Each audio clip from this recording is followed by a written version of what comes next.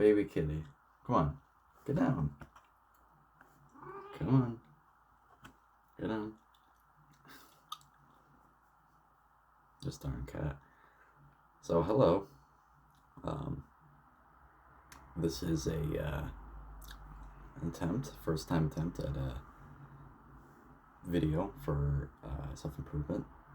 My name is Thomas Morgan, and I hope this is valuable to you in some way. This is tips for true self-confidence. Tip number 1, don't let your cat climb on your desk. No, I'm just kidding. That's not the real tip. We all want to be confident. We all want to light up the room with our presence and dazzle others with our charm and cadence, or whilst they smile and chuckle at our witty one-liners. We all dream of being the best looking, most talented, most well-rounded individual we could possibly be. Fortunately, this is no easy task to achieve, and everyone has their own struggle, including the baby kitty here. Whether it be financial, health-related, psychological, you name it, could be anything. There's something wrong with all of us. And in my opinion, this is the way to true confidence, to understand that everyone has an issue with themselves, so they're much more self-conscious than you realize, including you. Now, how do we counteract this? First of all, take a moment to understand this, okay? You're not alone in how you feel, regardless of whether you're short, bald, fat, skinny, have a mole on your cheek, whether that be your face or your butt cheek, or whatever perceived flaw you might have. You're a beautiful person at the end of the day. And this doesn't only go for men, it can go for women as well. I believe both sexes, as well as transgender individuals, deserve to feel their absolute best. And no matter what, no one deserves to feel down bad. And of course, that's how we get to the other side of these issues, is that we learn how to deal with this adversity, okay? That's why we're in this together. We're here to help each other out. And you want to be able to pull yourself out of that rut of sadness and discomfort. You don't know how. Well, my friend, I'm here to help you with that. I believe you deserve a good go at it, rather than feeling as though you'll never feel better. Because trust me, I used to be right there with you. Otherwise, this video probably wouldn't exist if I never felt this way. Anyhow, here are 5 tips I've implemented in my life to help you counteract feelings of sadness and discomfort without avoiding them in an unhealthy manner. 1. Understand that everyone has their own struggle. I alluded to this in my intro, though I believe it needs further elaboration. There are many reasons as to why someone may feel the way they do about themselves, including you, of course. And that doesn't mean the reasons for feeling that way aren't necessarily validated. And regardless, understand that others may not be judging you as much as you think. And if they are, it is most likely the result of a deep-rooted insecurity they feel within themselves. This is called projection. I'm sure many of you are aware of this concept, but for those of you who may not understand, the concept of projection is a result of everything we show to the world, how we carry ourselves, how we speak to, and how we treat others. So, we project ourselves as well as our beliefs and our feelings onto others, of course, just like I'm doing now. Perfect example. So do your best to project goodness, and understand what may have caused you to project a negative version of yourself before. And this could be a whole other video topic, but the concept of balance and whatever. It is important to understand the negative to gain the positive, as well as vice versa. Because I believe feeling negative emotions is an important part of our existence and how we integrate and how we improve and what have you. Like I said, probably another video for another day, but I just wanted to throw that out there for a minute.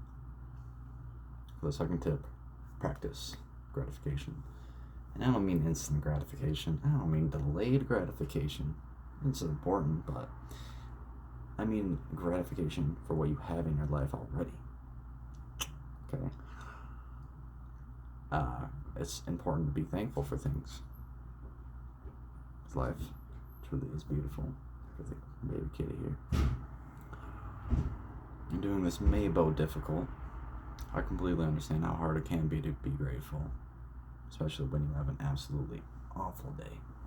Can't possibly think of something to be grateful for.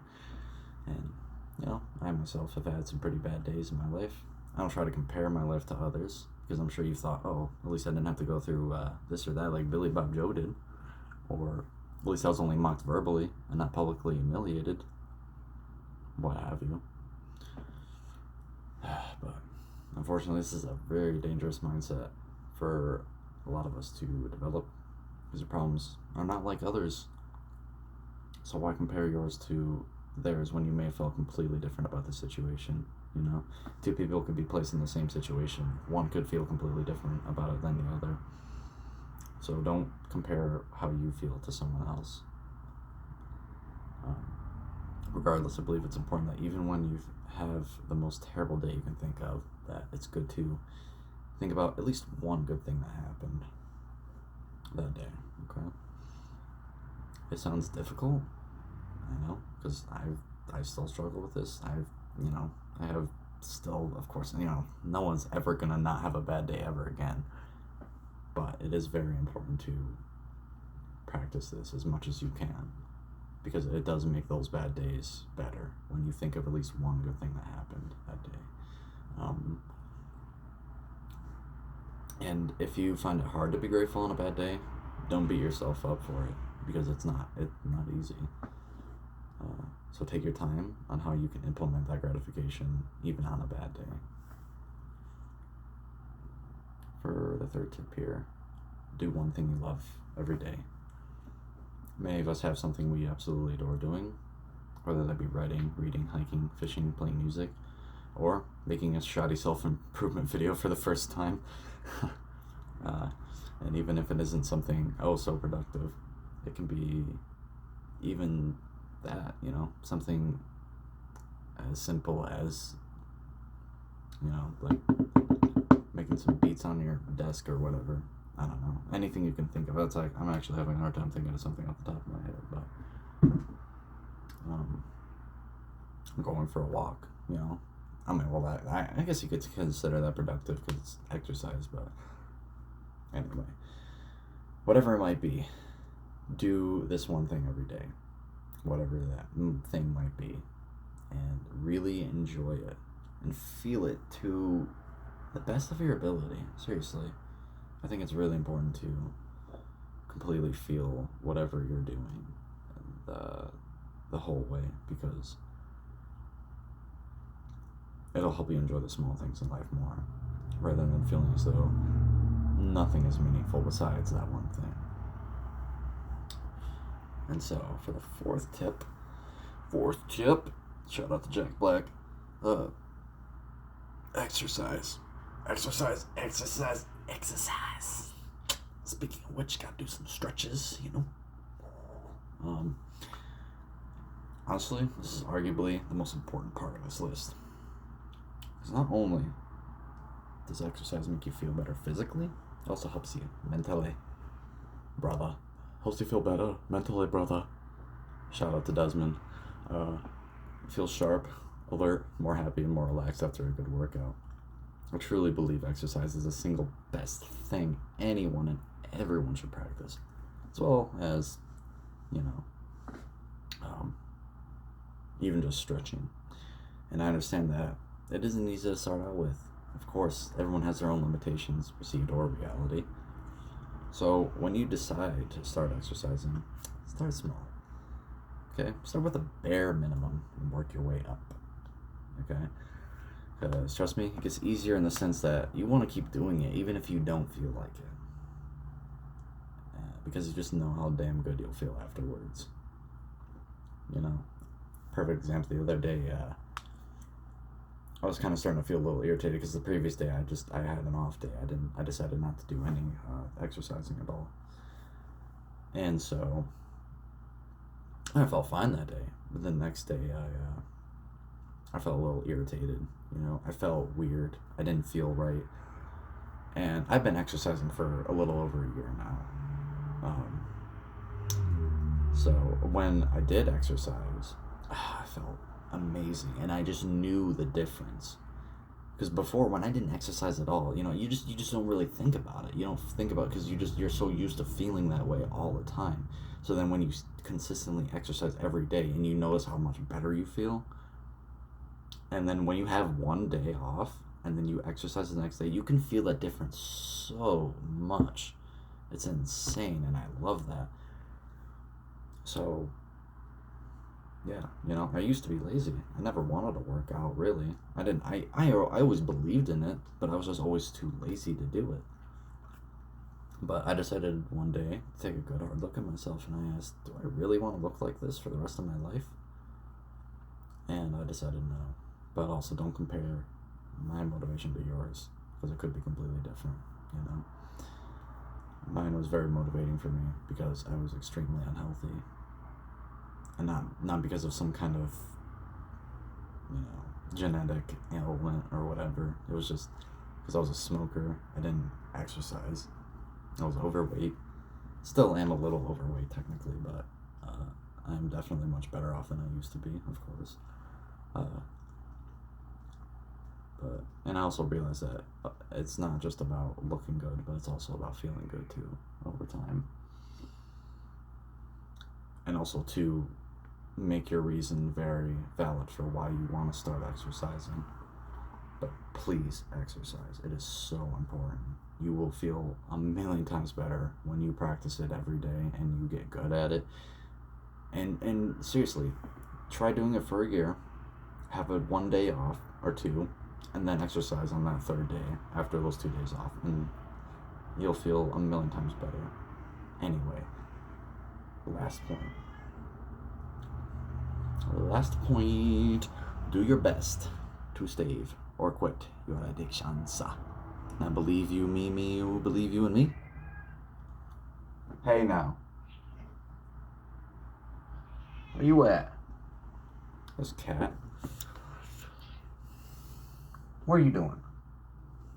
I won't tell you that it's easy to quit an addiction, whether that be junk food, video games, porn, nicotine, alcohol, marijuana, anything that gives you a rush of dopamine, social media.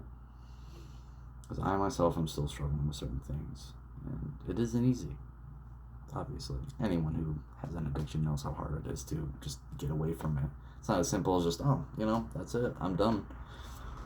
Okay? I mean, in my opinion, I believe that is the best way to quit an addiction, is to just stop it completely, altogether. Don't slow it, just stop it. Okay, but I'm not going to tell you that that's how you should do it. That's just my opinion on how you should do it. I'm just saying you should try your best to quit an addiction as much as you can. And there are ways to understand how addiction works, of course. And there's more research being done as to how it affects our minds and, dopamine and whatever. And from what I understand, we're all primordial creatures, so our ancestors had to struggle immensely in life to even get the smallest amount of pleasure.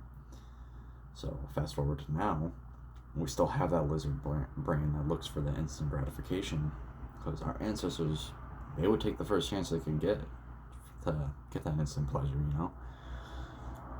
They were, we were hunter-gatherers back then. They had to sometimes, I'm sure, well, I don't know, don't quote me on anything, but I'm sure they had to wait quite a while before they even got some food, when they went hunting and gathered fruits and veggies and whatever, I'm not going to pretend I'm the smartest guy in the room, okay, but from what I understand, they had to struggle, and of course our lives are easier than theirs were back then, and so what can you do to stave an addiction?